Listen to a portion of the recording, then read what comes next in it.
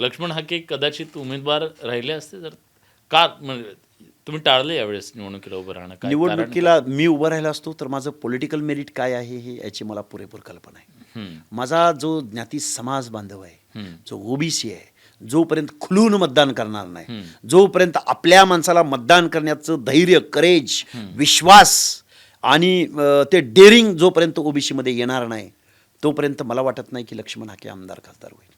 पण चर्चा अशी आहे, मी चर्चा सांगतोय, सत्य माहीत नाही, पण प्रश्न विचारतोय त्याच्यासाठी. मनोज जरांगे यांच्या पाठीशी शरद पवार आहेत आणि लक्ष्मण हाके यांच्या पाठीशी भाजप आहे. तुम्ही मोहरे आहात का? लक्ष्मण हाके ओबीसींचा मोहरा निश्चित आहे. लक्ष्मण हाके भटक्या विमुक्त जाती जमातींचा म्होरक्या निश्चित आहे. लक्ष्मण हाके निश्चित, जर कोणी म्हणत असेल फडणवीसांचा, जर कोणी म्हणत असेल वडेट्टीवारांचा, जर कोणी म्हणत असेल उद्धवजी ठाकरेंचा, जर कोणी अलीकडे म्हणत असेल पंकजा मुंडेंचा, कोणी काहीही म्हणो, ही सगळी माणसं मला आदरणीय आहेत, राजकारणाच्या पलीकडे, जातीपातीच्या पलीकडे जाऊन. कारण ती सार्वजनिक जीवनात काम करतात, त्यांचा इन्फ्लुएन्स इथल्या समाजव्यवस्थेवर आहे.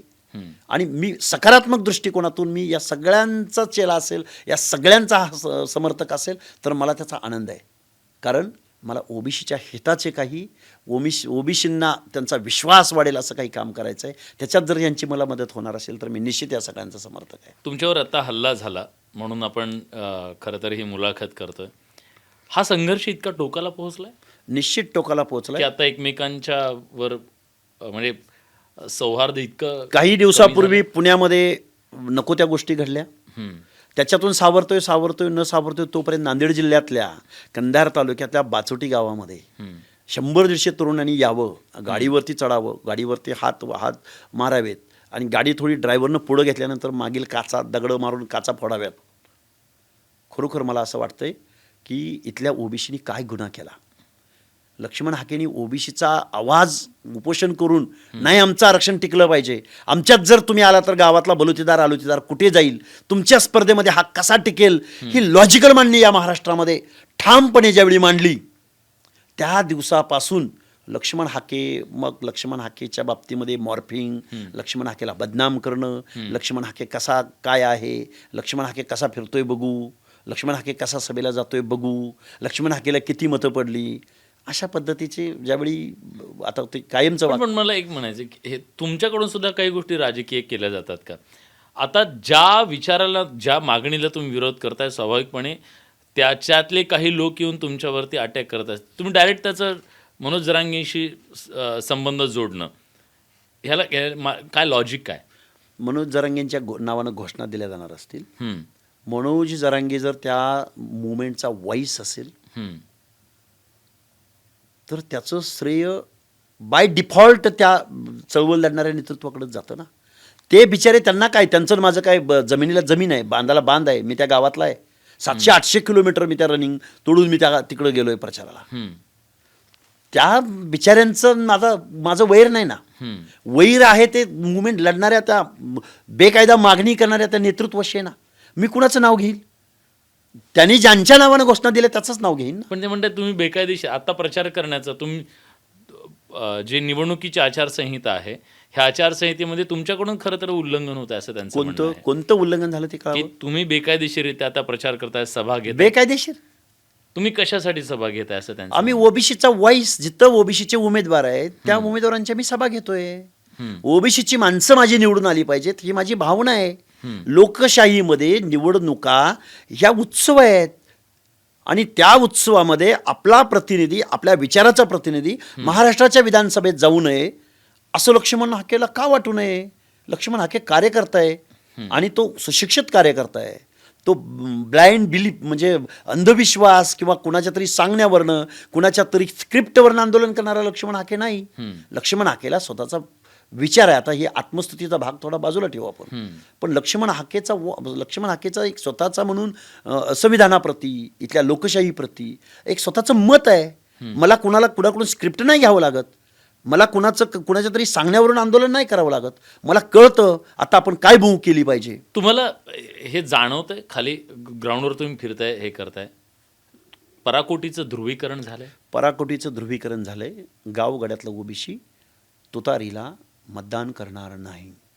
एक वेळ तो भाजपला परत मतदान करेल, नाईलाजानं मतदान करेल. हम्म.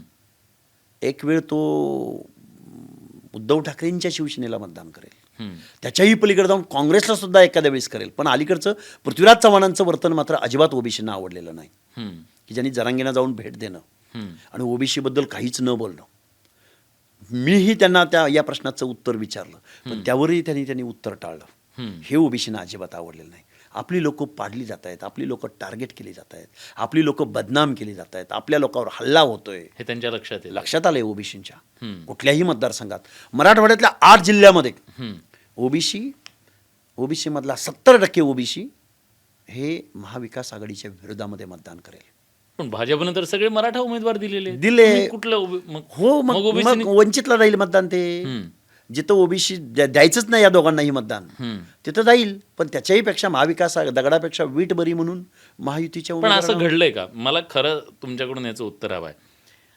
ओबीसीचे काही उमेदवार बंडखोर उभे केले गेलेत का?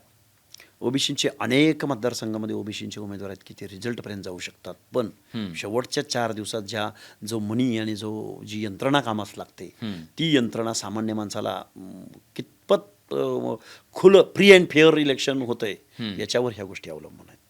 मी मगाशीच तुम्हाला म्हणजे माझा सांगण्याचा उद्देश असा आहे की जोपर्यंत बूथचं मतदान कुणाला झालंय हे कळत राहील तोपर्यंत मला वाटतं ओबीसी राजकारणात पुढे येणार नाही. कुठल्या गावातून कुणाला लीड भेटलाय किंवा कुठल्या वाडीवर मतदान कुणाला झालंय हे जोपर्यंत गुप्त मतदान पद्धतीचा भंग होत राहील तोपर्यंत मला वाटतंय सामान्य माणूस. पण ह्या सगळ्यातनं गावगाड्यातले जे संबंध होते, जी सामाजिक वीण होती ती विस्कटतीये आणि ही वीण पुन्हा आपल्याला एकत्र आणायचे याच्यासाठी प्रयत्न होणं गरजेचं नाही का? याच्यासाठी प्रयत्न ओबीसी कसा करेल? ओबीसी आज शोषित आहे, वंचित आहे, पीडित आहे.